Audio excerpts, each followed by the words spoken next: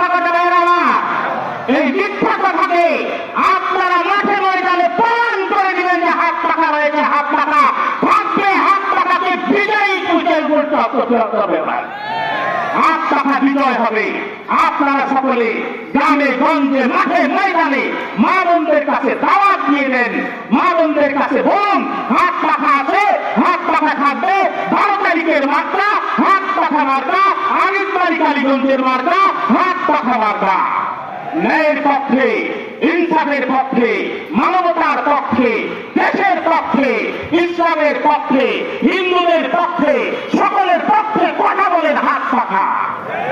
হাত পাখাকে 12 তারিখে বিজয়ী বেশে আপনারা নিয়ে আসবেন, সেই প্রচেষ্টা রেখে আপনাদের সকলকে ধন্যবাদ জানিয়ে এবং অভিনন্দন জানিয়ে আমি আমার সংক্ষিপ্ত বক্তব্য এখানে শেষ করছি। ওয়া আখিরু দাওয়ানা আলহামদুলিল্লাহি রাব্বিল আলামিন। আসসালামু আলাইকুম।